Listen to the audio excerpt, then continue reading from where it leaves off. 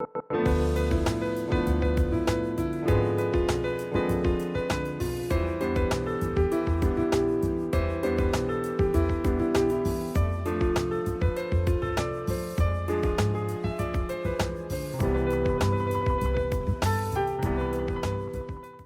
ils prennent ces 12 paniers-là.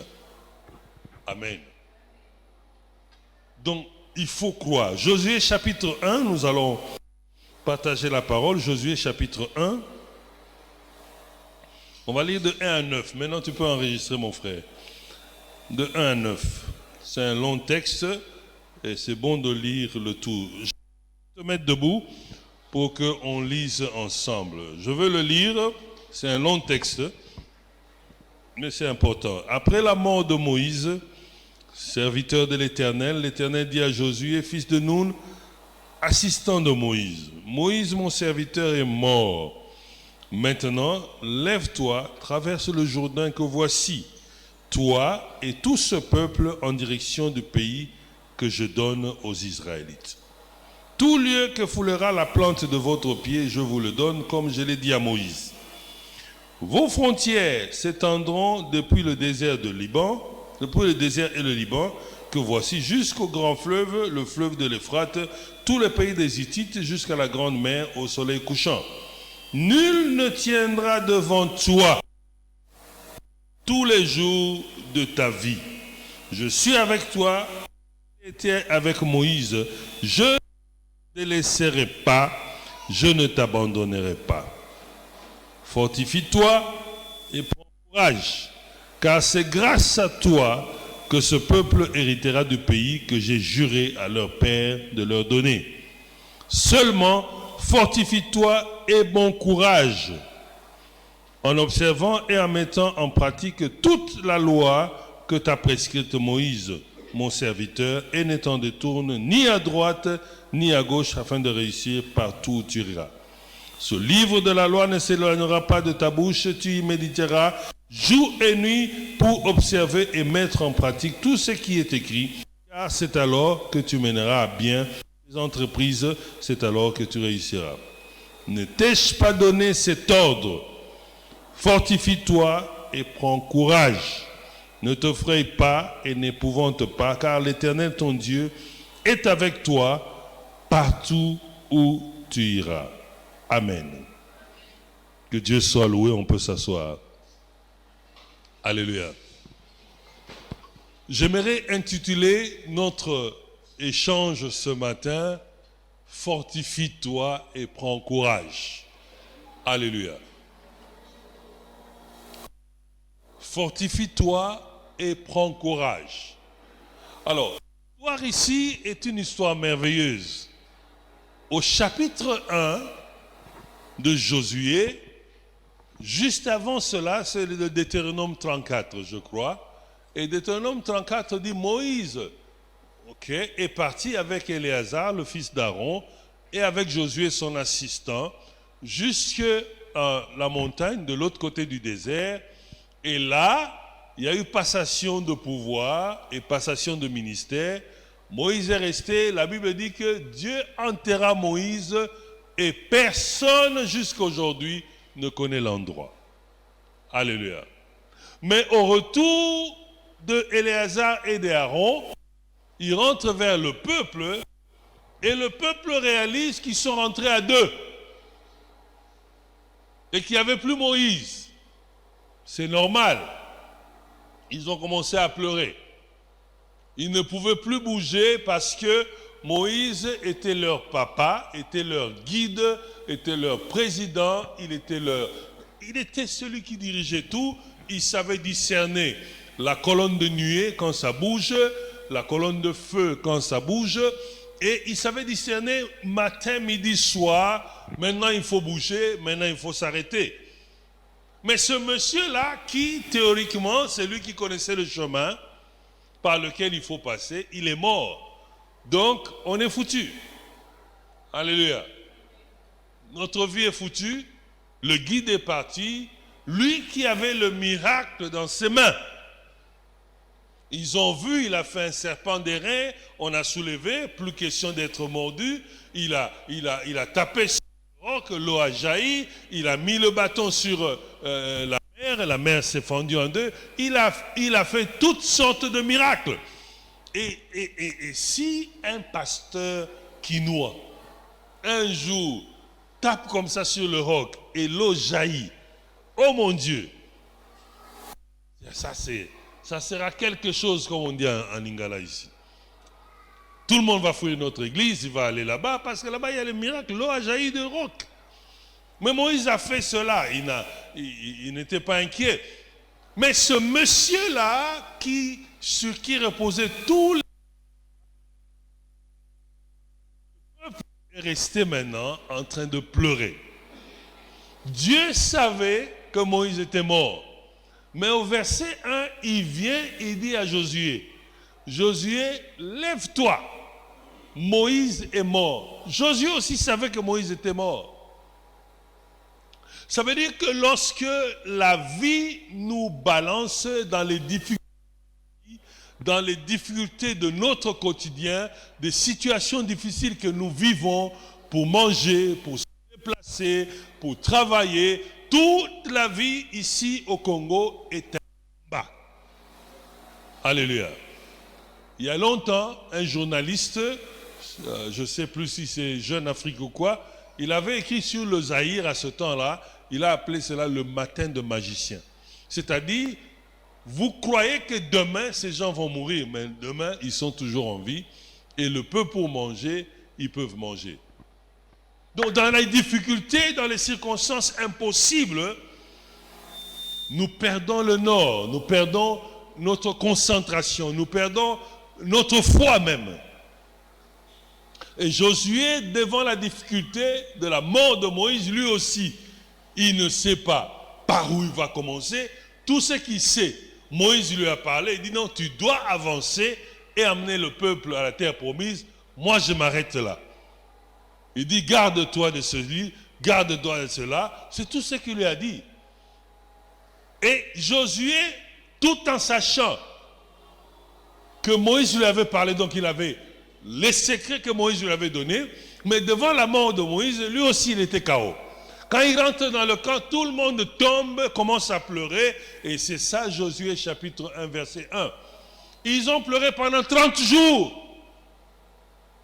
Après 30 jours, Dieu lui-même vient lever Josué pour dire, allez, c'est fini le deuil maintenant, tu dois traverser le Jourdain et aller vers la terre promise. Alléluia. Mais Dieu savait que Josué va être aussi difficile que le chemin de Moïse. Alors il fallait le préparer devant les difficultés et il va lui dire, lève-toi. Et il lui dit quelque chose qui est fondamental et que j'aimerais que tu saches aujourd'hui, que dans toi, il y a un talent. Et dans toi, il y a un don. Dans toi, il y a un roi qui dort. Il faut le réveiller seulement. Mais la difficulté de réveiller ce roi qui est en toi, parce que la Bible dit, celui qui est en toi est plus fort que celui qui est dans le monde. Est-ce que tu peux te poser la question, finalement, c'est qui est dans moi? Alléluia. Si celui qui est en toi est plus fort que celui qui est dans le monde, donc quelles que soient les difficultés devant moi dans le monde, je ne vais pas trembler. Amen. Alors, Dieu dit à Josué, comme je l'ai promis à Moïse, là où les plantes de vos pieds ont foulé, n'est-ce pas? Il a dit, il fait quoi? Je vous le donne. Josué avait déjà les plantes de pieds, n'est-ce pas? Il a foulé beaucoup d'endroits avant cela, n'est-ce pas? Mais ça n'était pas donné. Mais cette fois-ci, Dieu dit, ce que tu as là, maintenant quand tu mets les pieds, c'est pour toi. Alléluia. Beaucoup d'entre nous ici à l'église croient que les versets bibliques sont des slogans. Ou peut-être le récitent comme tu n'as pas idée. Alléluia. Il m'est arrivé, j'ai un peu beaucoup de fois j'ai développé une foi dans ma vie, j'ai vraiment développé une foi forte, surtout en matière de finances. Donc, j'ai vraiment développé ma foi. Je n'ai plus peur, absolument plus peur. Ça m'a pris du temps pour cela. On est parti avec ma femme, on dit voilà, il y a un terrain là, mais le prix était exorbitant, trop élevé, on n'avait pas ça. Et on est arrivé, mais ils ont commis l'erreur de me laisser entrer dans cette parcelle. Alléluia. Alors on m'a donné le prix, on a dit non, c'est impossible, on ne peut pas arriver à ce niveau. Mais quand j'ai regardé la parcelle, j'ai dit non, mais c'est possible pour nous, c'est un bel endroit, mais on fait comment? Ma femme dit non, laisse tomber, on ne pourra même pas. On n'est même pas au 1/10 de ce qu'on demande. Alléluia. Mais je lui ai dit non, accepte qu'on entre quand même, qu'on visite. Alors la personne qui était là disait que non, si vous n'allez pas acheter, ça ne sert à rien que vous visitez parce que vous nous dérangez. Mais comme vous êtes là, entrez quand même. Et quand j'ai mis seulement mon premier pied là, dans la parcelle, j'ai commencé à parler en langue. Tout le temps que j'ai visité la sentinelle me regardait et dit papa, Ozali Moutuya, il y a Binzam, donc, parce que dans mon cœur, j'ai senti quelque chose qui m'a frappé pas. Et j'ai dit ça c'est pour nous. Mais ce que j'ai en main, ce n'est même pas le 1/10 du prix. Alléluia. J'ai parlé en langue. Avant de sortir de la parcelle, je cite ce qui dit, c'est toi qui avais dit, là où les plantes de vos pieds ont foulé, je vous le donne. Comme mes plantes ont foulé ici, c'est pour nous. Et je suis sorti de là. Alléluia. Le reste, c'est une histoire, on a eu ça. Amen. Donc, ce ne sont pas des slogans. Ce sont des choses réelles. La parole de Dieu est vivante. Elle n'est pas obsolète, ça n'est pas dépassé. Quand Dieu dit à Josué, maintenant, les plantes de tes pieds qui n'avaient rien comme pouvoir, a maintenant du pouvoir. Alléluia. C'est que nous faisons mal. C'est le fait qu'on a bâti de doctrines sur des pratiques qu'on a vécues. Alléluia. Je ne peux pas dire, chaque fois je veux faire une église qui s'appelle plante des pieds et tout le monde est là-bas, au nom de Jésus, non, je ne peux pas en faire une doctrine. Mais par la foi, il y a des choses que tu peux faire à cet instant-là et Dieu accepte ta prière. Alléluia. Par la foi. Un jour, je prêchais dans un pays et voilà.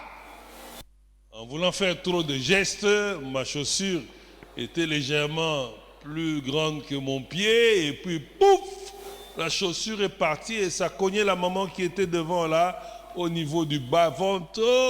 On a arrêté le culte. Je me suis élevé, elle avait très mal, on a essayé de prier, de la calmer, de ventiler, de donner de l'eau. Mais la maman avait un cancer d'utérus. Alléluia. Et le lendemain, elle avait le contrôle. Et quand la maman pleurait, quelqu'un a fait une prophétie, guérie de ce cancer-là, elle fait le contrôle, le cancer a disparu. Est-ce que pour cela, je veux faire une église, je veux commencer à jeter les chaussures aux gens? Vous comprenez? Alléluia. Donc je peux multiplier les cas, mais ce que je voudrais dire ceci. Tant que tu as peur, ce qui est en toi ne peut pas se manifester. Tant que tu as peur, ce qui est en toi ne pourra jamais se manifester. Alléluia. On était dans une conférence de pasteurs du côté de Tchangou, la salle. Alors il y a un apôtre qui a pris, il veut faire l'offrande, appel de fonds. Et il prend le micro, il dit non, bon, maintenant j'appelle pour $1000. Alléluia. Personne ne bouge. $1000. Troisième fois, 1000 $. Personne ne bouge. Alors il a réfléchi 2 fois. Il dit, bon, même 100 $, venez. Donc moi j'ai dit, de 1000 jusqu'à 100. Donc il n'avait même pas la foi dans ce qu'il disait. Vous comprenez? Alléluia. Il faut croire à ce que la parole dit et au talent et aux capacités que Dieu a mis en toi. Mais Dieu ne fait pas la même chose à chaque génération. Du temps de Moïse, devant la difficulté, il dit à Moïse ceci: qu'est-ce que tu as en main? Moïse s'est rendu compte qu'il a son bâton. Il a levé cela et la mer s'est fendue en deux. Alléluia. Josué est une autre époque, ne devait pas nécessairement avoir aussi un bâton. Ce qui marche chez les autres ne doit pas nécessairement marcher chez toi. Ce qui marche chez toi, c'est ce que Dieu t'a dit. Alors si Dieu réellement t'a dit, pourquoi tu as peur? Il y a ici des gens que Dieu a dit non, je te donnerai une maison, n'est-ce pas? Il y en a ici, n'est-ce pas? Tu es là? Voilà, vous êtes là. Alors, si c'est Dieu qui a dit, tu as peur pourquoi? Tu ne peux pas avoir peur. Tu dois te fortifier et prendre le courage parce que c'est Dieu qui a dit. Maintenant, en attendant l'accomplissement, tu dois maintenant agir par la foi et par les actes que Dieu te dicte. En attendant cet accomplissement. Alléluia. Un jour, un ami à moi, il y a plusieurs années, il me dit qu'il a rêvé. Non, sa femme a rêvé. Et lui aussi, il a rêvé. Ils ont fait les deux le même rêve, à peu près. Ils ont beaucoup de maisons. Alors, il fait un rêve. Le rêve, sa femme lui reproche. Il dit, voilà, si tu étais sage comme pasteur Guy, on allait avoir beaucoup de maisons. Mais regarde maintenant, lui, il a plus que nous. Et la femme s'est réveillée. Je n'avais même pas une. Et eux, ils étaient déjà, je crois, 4. Je n'avais même pas une. Alléluia. Mais comme c'est Dieu qui a dit, et quand ils m'ont dit cela, j'ai dit, ah bon? Je suis allé à l'église, j'ai pris la totalité de mon salaire. Et je suis venu sans même dire un mot, je mets dans le panier, j'ai dit, Père, parce que c'est toi qui as dit, et que moi, ton fils, je crois. J'ai déposé cela. Le reste, c'est une histoire. Alléluia. Ça dit que c'est toujours, tu n'as pas les moyens, tu n'as même pas ça, mais quand tu arrives, quelque chose se passe et en 2 jours, 3 jours, tu rassembles les moyens. Alléluia. Je voulais dire que Josué, lui aussi, connaissant les promesses de Dieu, mais devant la difficulté, il a commencé à pleurer. Et le peuple a commencé à pleurer. Il ne savait pas par où commencer, jusqu'à ce que Dieu le lève et il lui dit, maintenant, ce que ton pied là va fouler, je te le donne. Alléluia. Ce que tu as comme capacité, que ce soit ton diplôme, que ce soit ta technicité dans tes mains, que ce soit ta sagesse, ta capacité de raisonner, ces choses-là sont à la disposition de Dieu en ta faveur. C'est par là que Dieu entre pour ouvrir les portes et t'amener à des niveaux. Mais il faut que tu te fortifies. Il faut que tu crois. Il y en a qui ont des diplômes, tu veux lui donner du travail, il a peur. Parce qu'il avait étudié dans un institut où on ne fait pas les examens, mais quelqu'un d'autre fait pour toi. Alléluia. J'ai eu la grâce de diriger les gens, donc chaque fois quelqu'un vient chercher du travail, je dis, oh, mais il cherche du travail, ok, il n'y a pas de problème. Faites-le entrer. Je prends un papier blanc et je lui donne. Je dis, non, écris-moi une lettre de demande d'emploi. Je lui dis, mais fais même 5 phrases seulement. Mais c'est horrible. C'est-à-dire, il y a des gens qui sont licenciés, Mais ils ont peur. Parce qu'il sait comment il a eu sa licence. Alléluia. On doit être capable de croire à ce que Dieu dit. Dieu dit à Josué, lève-toi. Mais pour lui donner confiance, il dit, voilà, première des choses, je te donne un nouveau pouvoir. Là où les plantes de tes pieds foulent, je te le donne. Mais c'est différent de ce que Moïse faisait. Moïse avait son bâton, quand il frappe sur le roc, ça jaillit, ainsi de suite. Ce qui a marché pour toi les années passées ne doit pas nécessairement marcher les années qui vont venir. Dieu peut changer de système avec toi. Alléluia. Deuxième des choses que Dieu lui ajoute, au verset 8, il dit, tu vois le livre ici, si tu médites ça jour et nuit, alléluia, tu vas avoir le succès dans tout ce qu'on fait. Et puis il ajoute, il dit, tous les conseils que Moïse t'avait donnés, ne t'écarte pas. Je vais l'accomplir. Amen. Malgré tout ce que Dieu a dit à Josué, mais il ajoute encore, fortifie-toi et prends courage. Attention. Josué n'est pas n'importe qui. Du temps de Moïse, il était le chef de l'armée de Moïse, n'est-ce pas? C'est-à-dire, s'il faut combattre, c'est lui qui était devant. Il n'avait pas peur. L'histoire démontre même au niveau des espions.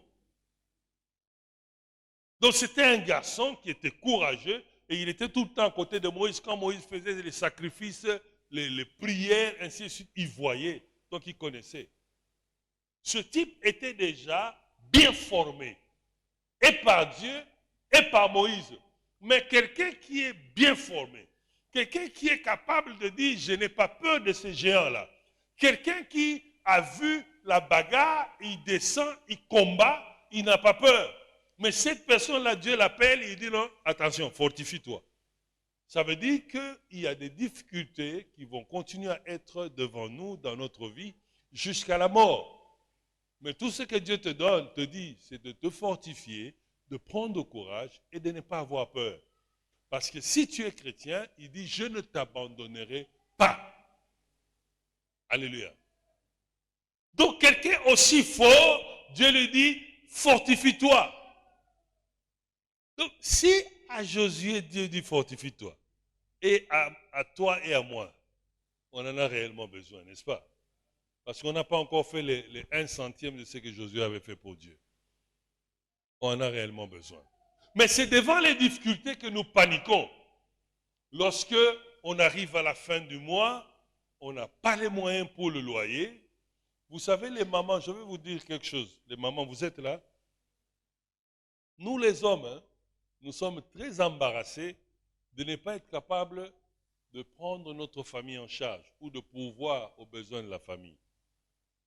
Quand on arrive à la fin du mois, je n'ai pas d'argent, j'ai honte devant ma femme. Je suis embarrassé devant mes enfants. Si je ne sais pas donner pour qu'on prépare, si je ne sais pas donner le transport pour que les enfants aient à l'école, c'est embarrassant. Ce qui fait que deux fois, on veut sortir, rester le plus longtemps possible dehors et revenir. Alléluia.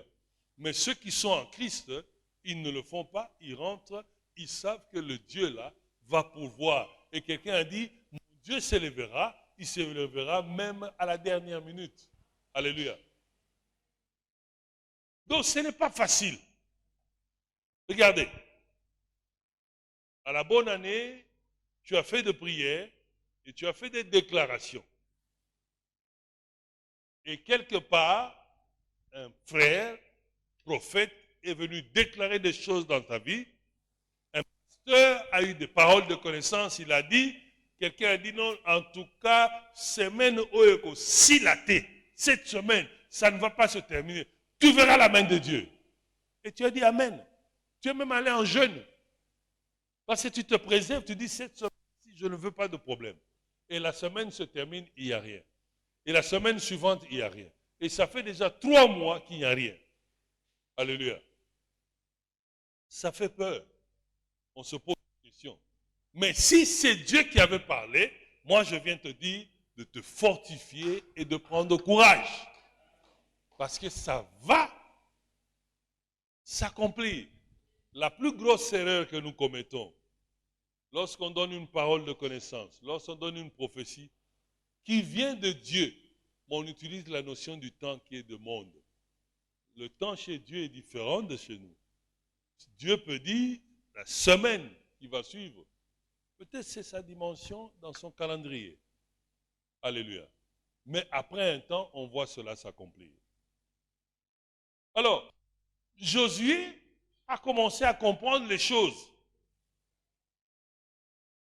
Dans ce qu'on vient de lire, à 3 reprises, Dieu lui dit, fortifie-toi et prends courage. Parce que maintenant, il devait commencer la marche, il devait traverser le Jourdain, et voilà, lorsqu'il se lève pour traverser, ceux qui portent l'arche sont devant, et dès qu'il met les pieds sur le Jourdain se fend. Alléluia. Il voit le miracle que Moïse avait vu avec le bâton, mais cette fois-ci, lui, avec la plante de ses pieds. Alléluia. Laisse-moi te dire ceci. Même quand Dieu est en train de travailler dans ta vie, les mauvaises choses seront toujours là. Les menaces seront toujours là. Les risques seront toujours là. Mais Dieu va continuer à travailler. Tu ne verras pas mais Dieu est toujours en train de travailler. Vous savez que lorsque les enfants d'Israël ont quitté Israël, lorsqu'ils marchaient dans le désert, il y avait l'arche, n'est-ce pas? L'arc de l'alliance, n'est-ce pas? Où Moïse avait mis un peu de trucs là-bas. Mais à côté de cela, il y avait les ossements de Joseph qu'on transportait aussi. Vous comprenez? L'arche avance, mais les ossements de Joseph avancent aussi. Ça veut dire ceci. La main de Dieu est en train de travailler dans ta vie. Mais ce qui réclame ta mort aussi est en train de travailler. Les deux avancent au même moment. Mais à la fin, Dieu va toujours triompher. Alléluia. Donc la marche avec Christ n'est pas une marche seulement en ligne droite, où tout marche. Non. Il y a des périodes où tu vas connaître des situations difficiles. Les 2 dernières semaines ici, ma femme et moi, on a été frappés sérieusement. Sérieusement frappés. D'abord ma femme, et puis moi. Et le dimanche passé, un neveu demande la voiture de ma femme pour aller prendre d'autres neveux et nièces à l'aéroport. Je lui demande, le vol c'est à quelle heure? Il me dit c'est à minuit. Je dis ok, quitte la maison à minuit. Quitte la maison à minuit. Comme il n'y a pas d'embouteillage, tu vas arriver là-bas à minuit 30. Ils sont déjà descendus, ils vont sortir. Ne traîne pas. Et puis tu reviens. Mais je rentre de la prière, je devais prêcher dans une église, je rentre, je ne trouve pas la voiture. C'était la voiture de ma femme, c'est une palissade. Je ne trouve pas la voiture, je demande, mais où est la voiture? Il dit, non, le neveu est sorti. Je lui ai dit à minuit. Je le rappelle. J'ai dit, je te dis, tu touches la voiture à minuit. Je sors pour aller à un deuil. Il m'appelle à 23h, il dit, non, je suis arrivé à l'aéroport. J'ai dit, mais monsieur, je t'avais dit de quitter à minuit. Minuit. Et puis je commençais à m'endormir. Vers 1h du matin, je reçois un coup de fil, je regarde, c'est lui. C'est le neveu là qui appelle. Je dis, bon, sûrement il veut me dire qu'ils sont venus, ils quittent l'aéroport. Je ne veux pas prendre. Et puis ça insiste, je prends. Et j'entends quelqu'un en train de crier là-bas, on a fait un accident. Je dis, mais tu es où? Je ne sais même pas là où je suis. Alléluia. Je dis, mais demande à quelqu'un là où vous êtes. Il dit non, la personne dit non, Njili quartier. Je dis, mais quel est le problème? On a fait un accident, la voiture a pris feu. Je dis, ok, ça va, j'arrive. Je monte dans l'autre voiture Et je roule en vitesse. À partir de GB jusqu'au quartier 1. Mais quand j'arrive au saut de mouton de Débonhomme, je vois une flamme là-bas. Je me dis, bon, peut-être on est en train de brûler. Et je m'approche au quartier 1, à l'entrée d'Enjili, donc de l'autre côté de l'avenue, comme venant de l'aéroport. Je vois une voiture totalement en flammes. Totalement. Je regarde les débris. Je dis, c'est pas possible. Je vois un bloc, comme un moteur ou quoi, par terre. Je tourne et j'essaye de filmer. Et j'arrive là, c'était notre voiture qui a pris feu. Je pars, je demande qui était dans la voiture, on me dit les 4 là, entrez chez moi. Ils sont entrés et on termine un peu avec les policiers. Donc le gars a cogné le béton séparateur là et il a décollé. Avec 4 personnes à l'intérieur, 3 venaient ils étudient à l'étranger, ils sont venus en vacances.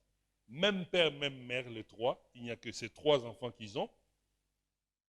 La voiture décolle, tape le nez de l'autre côté de l'avenue, rebond sur le béton et roule 3 fois. Et il fait ça. Quand il a tapé le nez, la boîte de vitesse est partie, le moteur, tout ce que tu peux imaginer, airbag des portières, tout a décollé. Et la voiture a complètement brûlé. Alléluia. Complètement brûlé. Le matin, mon chauffeur passait par là, il prend les images. Les gens sont venus le matin dépiécer les restes des tôles. Et en 24 heures, on a perdu cette voiture. La bonne nouvelle, c'est quoi? L'assurance était finie. On n'avait pas encore renouvelé. Donc, on l'a perdue complètement. En 24 heures. Alléluia. J'avais changé de travail, mais j'avais aussi le véhicule de l'ancien travail. Donc, je viens au bureau, on m'appelle, non mais écoute, nous ici, il faut retourner le véhicule. Donc, en 8 heures, 2 véhicules nous ont été séparés. Alléluia. Et puis la petite voiture, le lendemain aussi, la petite voiture se cogne. Donc, en 72 heures, on a perdu 3 véhicules. Alléluia. Amen. Mais je ne m'inquiète pas. Parce que je sais ce que Dieu est capable. J'ai seulement une parole que Dieu m'a dit. Jusqu'à ta mort, tu ne seras pas piéton. C'est ce que j'ai. Donc je me suis fortifié par cette parole et j'ai pris courage et je sais que Dieu va redémarrer les choses. Alléluia. Je n'ai pas à faire de prières de combat.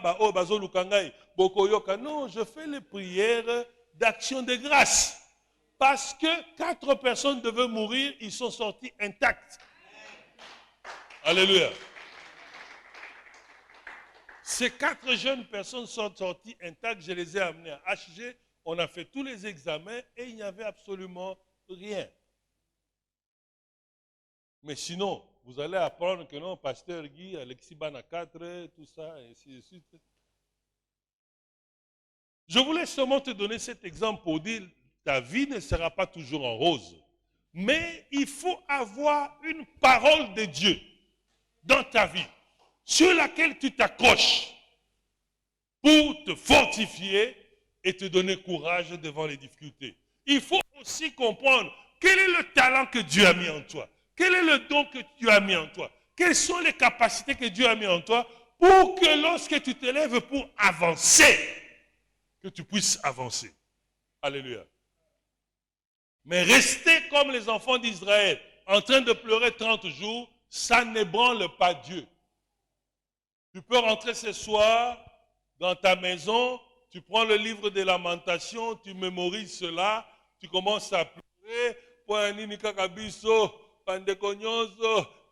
vraiment. Non, ça, ce ne sont pas des prières de chrétiens. Les prières des chrétiens, c'est Seigneur, je sais que ta parole dit ceci. Et je crois parce qu'il est écrit, je suis bénéficiaire de cela. Je sais que par ton Fils Jésus, je suis co-héritier de ton trône. Or, ton trône est bâti sur les plus grandes richesses. Donc, je suis héritier de ces richesses. et tu commences à proclamer les choses positives et tu donnes les actions de grâce dans tes prières et tu es fortifié. Alléluia. Mais si tu dois tout le temps te lamenter, si tu dois tout le temps t'inquiéter, tu ne pourras pas aller loin. Alléluia. Il faut arriver à un moment donné de lire la parole de Dieu et de comprendre la profondeur de ce qui est là. Parce qu'on a écouté seulement les pasteurs prêcher, mais nous-mêmes, nous n'avons pas médité la parole. Lorsque tu t'exerces pour méditer la parole, tu te rends compte que c'est immense. Vous savez, l'apôtre Paul, Dieu l'a utilisé autrement que les autres apôtres. Il était un peu plus intellectuel que les autres. Mais il dit quelque chose, il dit ceci. Il parle de l'amour et de la foi pour que vous compreniez. C'est-à-dire que vous soyez capable de saisir. Il cite 4 choses. La profondeur, la largeur, la longueur et la hauteur de Dieu. Alléluia. Il cite 4 dimensions de Dieu. Maintenant, si tu étudies la parole et tu veux comprendre ces 4 choses, ça va t'aider. Parce que quelle que soit la situation, la Bible me dit que la grâce de Dieu a été déversée sur moi parce que j'étais prédestiné. Vous voulez seulement qu'on dise Nzamba Pambolio? Non. Toi, mon frère, tu as été prédestiné. C'est-à-dire qu'avant ta naissance, Dieu avait déjà dit que celui-là, c'est un élu. Et comme c'est un élu, je le fais entrer sur la terre, dans le monde. Qu'est-ce que je fais? Pour qu'il reste élu, pour qu'il avance selon mes plans. Comme Jérémie dit là-bas, j'ai un plan de paix et de bonheur. Je le couvre dans ma grâce. Donc, c'est-à-dire que toi, tu as déjà été inhibé dans la grâce de Dieu. Tu n'as pas besoin de faire d'efforts, de prières, de jeûnes, de veiller pour mériter la grâce. Dès ta naissance, tu es entré par la grâce. Il dit quand il est entré par cette grâce-là, que Dieu l'a couvert, par sa sagesse, c'est-à-dire par la sagesse de Dieu et par son intelligence. Alléluia.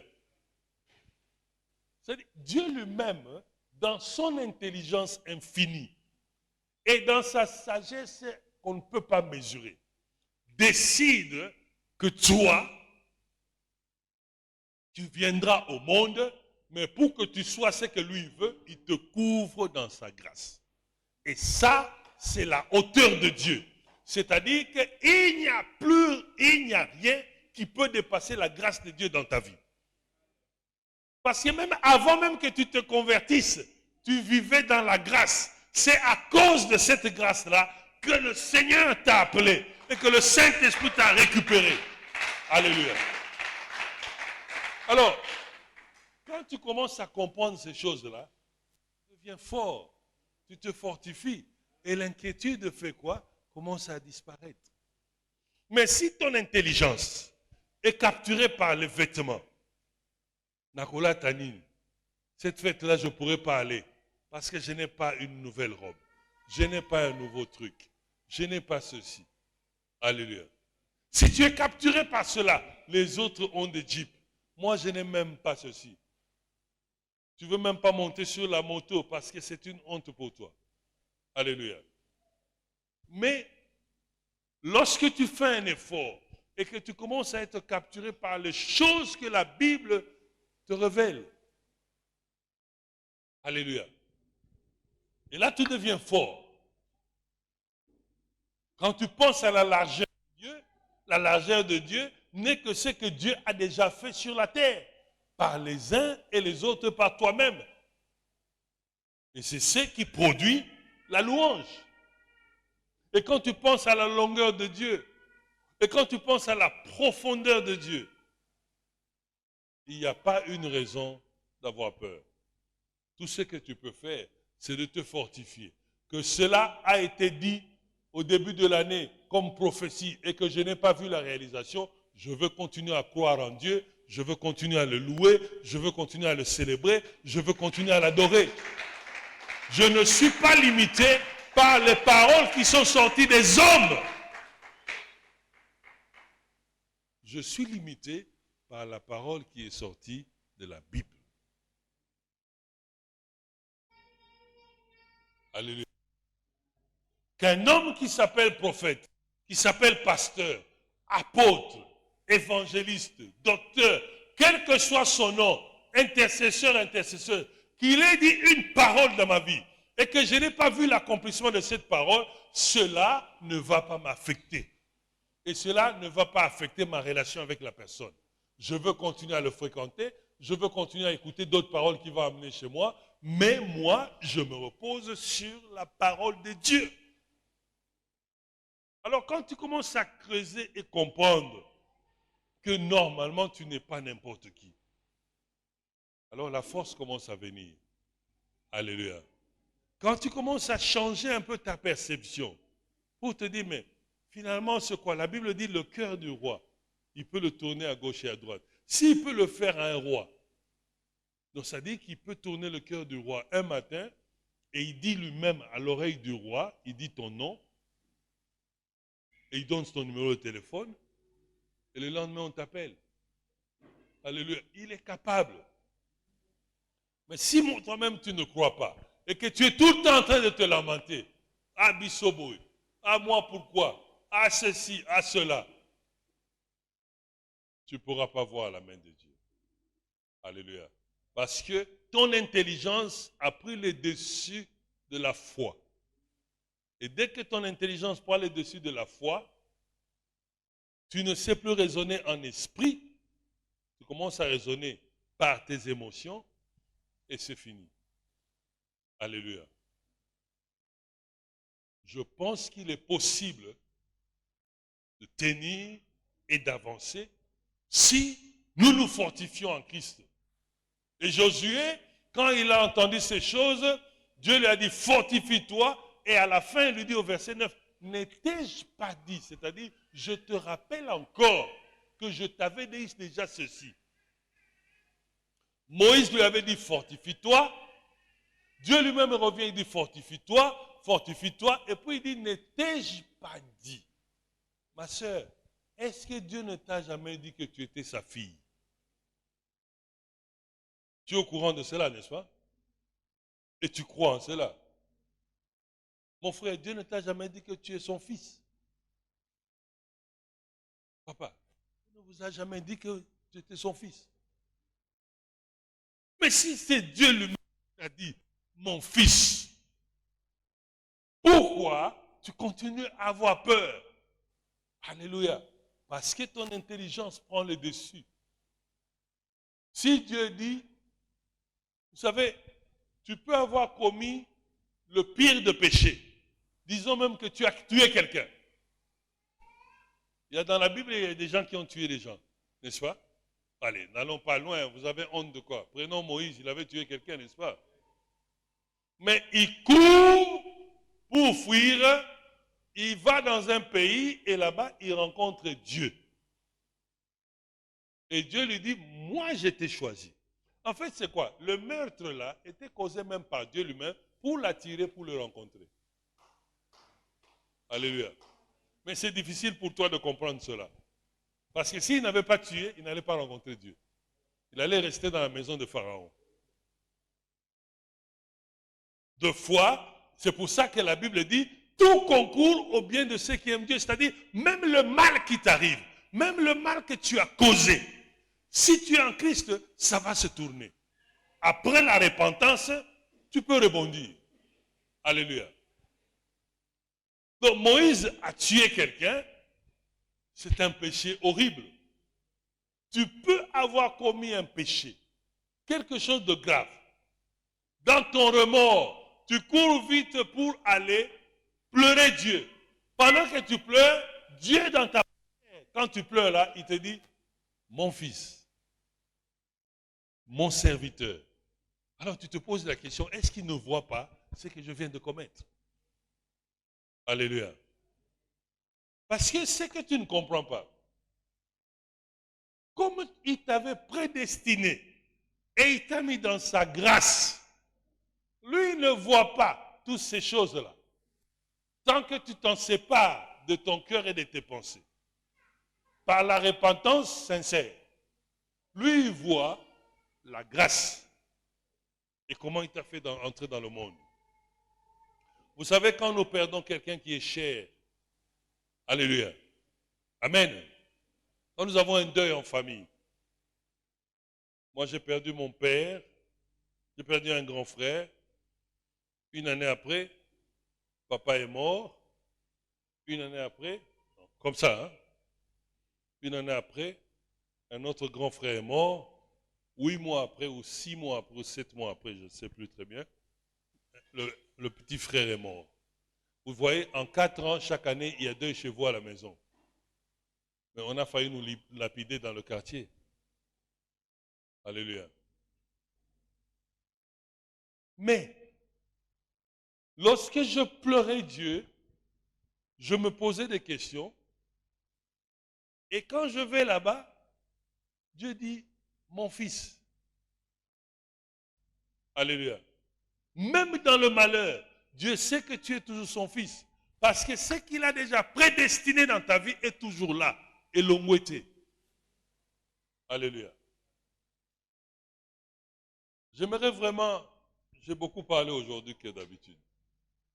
J'aimerais que ça entre dans notre subconscient pour savoir que nous avons l'obligation de nous fortifier devant les difficultés, devant les tempêtes, devant les attaques, devant les moqueries. On se fortifie et on prend courage. Pourquoi? Parce que demain est meilleur qu'aujourd'hui. Parce qu'il a dit dans sa parole, il faut que vous progressiez à tous égards, que vous allez de gloire en gloire. C'est-à-dire, aujourd'hui, là, demain, il y a un peu de gloire qui monte. Quand j'avance, un peu de gloire qui monte. Quand j'avance, un peu de gloire qui monte. Alléluia. Je ne peux pas, si je suis chrétien, si je me bats pour servir Dieu, si je me bats pour ne pas tomber dans les péchés inutiles, si je me repens correctement, si je célèbre mon Dieu, je ne peux pas aller en décroissant chaque fois. Ma vie ne fait que décroître. Même Job, sa vie a décru jusqu'à un point où Dieu a dit, ok, maintenant c'est stop. Qu'est-ce qu'il a fait? Il a relevé de gloire en gloire. Alléluia. Il a fait cela pour sa gloire. Normalement, si Dieu fait cela, c'est pour sa gloire. Mais normalement, notre vie doit commencer à aller de gloire en gloire. Et si vous lisez Job, vous allez voir au début, ils ont parlé. L'ennemi est venu lui parler et Dieu a dit, ok, mais tu ne touches pas. Alléluia. C'est comme ça que la situation est arrivée. Mais si il n'y avait pas cette autorisation de Dieu, Job allait continuer à monter comme il était. Alors fortifie-toi, mon frère. Prends courage. Qu'est-ce qui t'empêche? Je ne sais pas qu'est-ce qui t'empêche. Tu t'es lamenté très longtemps pour le travail. Peut-être Dieu ne te veut pas aller travailler pour quelqu'un. Crée ton emploi à toi-même. C'est possible. L'emploi, ce n'est pas toujours travailler à la SNEL. Quand vous allez là-bas, vous allez trouver des choses que vous n'allez même pas aimer. L'emploi, ce n'est pas être ministre. Quand tu vas là-bas, tu vas trouver des choses que tu ne vas pas supporter. Dieu peut permettre, il te donne des idées, tu crées ton emploi, tu crées ton entreprise. Et puis tu te dis, non, je n'ai pas les fonds. C'est Dieu qui donne les fonds. Alléluia. Mais présente-lui sincèrement, du fond de ton cœur, quel est ton plan. Prends des conseils et essaye par la foi à mettre le premier pied et la chose va commencer à avancer. Alléluia. J'espère que j'ai parlé à quelqu'un. Fortifions-nous. Prenons courage. Je sais que ce n'est pas facile. Alléluia. Je sais que ce n'est pas facile. Vous savez, les 3 jours là, on a perdu 3 véhicules. J'ai dormi, donc, pongi a bien d'habitude. J'ai bien dormi. Je ne m'inquiète pas. Parce que je sais, j'ai une parole de Dieu. J'ai une parole des Écritures qui est écrite déjà. Et je sais que Dieu va faire le contraire de ce que moi je vois. Alléluia. J'aimerais que tu baisses seulement ta tête dans la prière. Tu restes assis. S'il te plaît, concentre-toi. Ne t'occupe pas du voisin. Pose-toi la question du fond de ton cœur. Quel est ce problème qui t'empêche d'avoir la paix? Tu as tout essayé. Tu as tout essayé. Quel est ce problème? Peut-être c'est le travail. Tu as tenté pendant longtemps, tu es un homme, tu veux pourvoir à la famille, mais tu n'arrives pas à rassembler le minimum qu'il faut. Peut-être c'est la santé. Les maladies se déclarent avec l'âge. On t'a dit que telle plante va guérir cela. Tu as tenté la plante. Absolument rien. Peut-être ce sont tes enfants. Tu voulais qu'ils arrivent à un tel niveau, mais tu ne vois pas ça en eux. Et cela te dérange. Peut-être c'est le voyage, parce que les gens aiment le voyage. Je dois voyager. Je dois essayer de faire voyager mes enfants. Mais il n'y a aucun chemin qui s'ouvre. Peut-être c'est l'argent. Tu veux aller étudier, mais tu manques l'argent.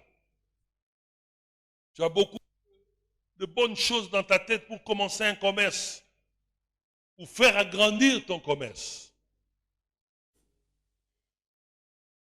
Mais ça ne va pas. J'aimerais que tu remettes ça entre les mains de Dieu. Pour dire, Seigneur, je sais que ça est là, mais je suis venu me fortifier en toi. Je ne veux plus m'inquiéter de cela, je te le donne. Une courte prière dans ton cœur. Juste une courte prière dans ton cœur. Seigneur, je te donne ce fardeau. Tu as dit, venez à moi, vous tous qui êtes chargés. Je vous donnerai du repos. J'ai besoin de repos sur ce problème. J'ai besoin que tu me reposes dans ce problème éternel. Je te le donne. Du fond de ton cœur, donne ce problème à Dieu. Et demande à Dieu de te fortifier.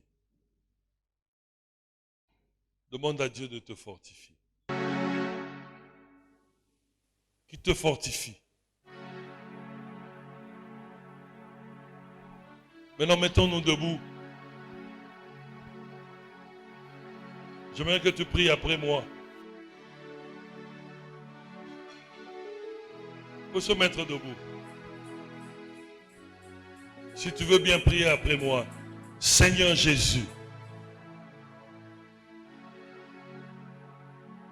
j'ai écouté la parole de ce matin. Je vois en moi des inquiétudes, des problèmes qui me dépassent.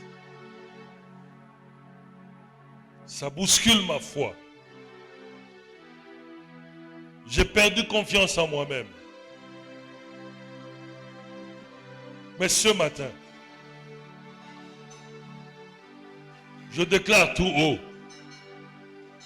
que je suis fort en toi, que je me sens encore fort. Je veux me lever et mettre un pas de plus. Et comme la plante de pied de Josué, partout où je veux mettre mes pieds, ça sera pour moi. Au nom de Jésus, je me fortifie en ton nom, Seigneur. Et je prends la décision d'avancer dans le courage avec la parole de Dieu. Et que tout ce qui a été déclaré dans ma vie et ce qui a été déclaré dans la Bible, je le prends pour moi. Et je veux voir la manifestation et avancer en te glorifiant, en te célébrant. Au nom de Jésus. Au nom de Jésus.